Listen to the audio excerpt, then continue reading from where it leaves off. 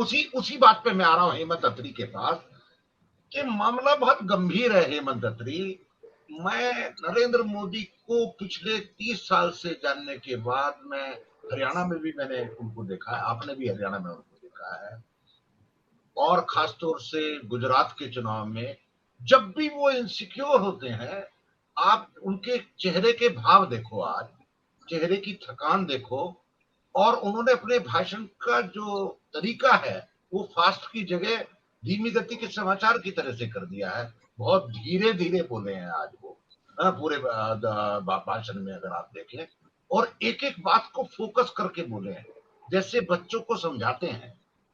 उनको भी कहीं ना कहीं से ये फीडबैक है। और आज जिस तरह से अभी शाम में गोदी मीडिया ने 5-5 सीटें, 4-4 सीटें बढ़ानी शुरू कर दी है, जो अंतर 35 से 46% का गैप जो आ रहा था, 46.2% कांग्रेस को मिल रहा है और 35% बीजेपी को, वो अचानक से 36 और 37 हो गया है, और कांग्रेस का 45 पे आ गया है।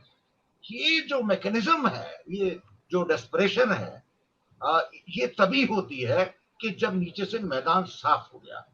और जो लोग वहां बता रहे हैं वो दो तरह की बातें बता रहे हैं कि कांग्रेस की आंधी वहां चल रही है और कांग्रेस के अलावा वहां कुछ नहीं है। क्या ऐसा है? नहीं त्यागी जी, देखिए, आज से 4 दिन पहले की आप बात करें तो हम ये मान सकते थे कि कांग्रेस के पक्ष में अंडरकरंट था और बड़ा जबरदस्त था। लेकिन जो उन्होंने जो आत्मघाती कदम जो ये बजरंग दल वाला जो किया, उसका क्या इफेक्ट होगा नहीं होगा, that is yet to be scene.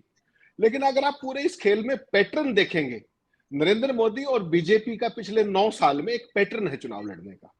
वो साम दाम दंड भेद सब कुछ करके चुनाव में उतरते हैं।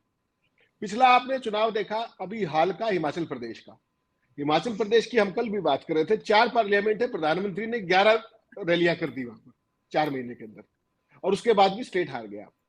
2 चीजें मैं कहना चाहता हूं।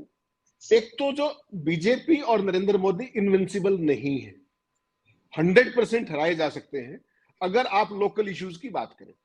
और कांग्रेस पार्टी ने जो इस कैंपेन का, जो इस कर्नाटक के चुनाव का जो नैरेटिव बनाया था, वो बिल्कुल ठीक था।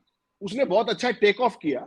और 4 दिन पहले तक अगर आप देखेंगे तो BJP was on defensive completely and they had no issues, क्योंकि स्टेट की बात नहीं कर सकते थे, सेंटर का कुछ दिखाने का नहीं था, और कांग्रेस ने घेर रखा था। ये सच्चाई है। दूसरा पैटर्न देखिए आप क्या है। गुजरात में आपने कब मुख्यमंत्री बदल दिया, कब पूरी कैबिनेट बदल दी, कब सारी कैबिनेट की टिकट काट दी। ये हर स्टेट में एप्लीकेबल नहीं हो सकता। जिस तरीके से कर्नाटक में येदुरप्पा जैसे स्टॉलवर्ट को पहले तो आपने हटाया क्यों, बोम्मई को लाए क्यों, बोम्मई को लाए तो आरएसएस से पूछा भी नहीं, और उसके बाद फिर येदुरप्पा को ले आए। अब येदुरप्पा को लोग किस बात पे वोट देंगे मुझे बताइए। लिंगायत समुदाय है, वहां का डोमिनेंट कैटेगरी है, डोमिनेंट कास्ट है। और पूरी भारतीय जनता पार्टी की अगर आप पूरा पैटर्न देखेंगे, मैं फिर उसी बात पे आ रहा हूं, तो उनकी सियासत केवल एक लाइन की है पूरे देश के स्तर पे, कमजोर मुख्यमंत्री जो दिल्ली से उनका रिमोट हो। और दूसरा, जो मेन स्ट्रीम कास्ट है किसी भी स्टेट की, चाहे उत्तर प्रदेश की बात करें, चाहे धर्म तो अपनी जगह है, मेन स्ट्रीम कास्ट को कहीं ना कहीं एलिनिएट करना है। और ये पीएल संतोष की जो सो कॉल्ड वायरल हुई, उससे वो स्टेब्लिश भी हुई, प्लस लिंगायतता का घाव था, प्लस शिटार का घाव था। तो बीजेपी ने भी गलतियां कम नहीं की हैं। और अंडरकरंट कांग्रेस के पक्ष में है, बीजेपी की नाकामियां हैं।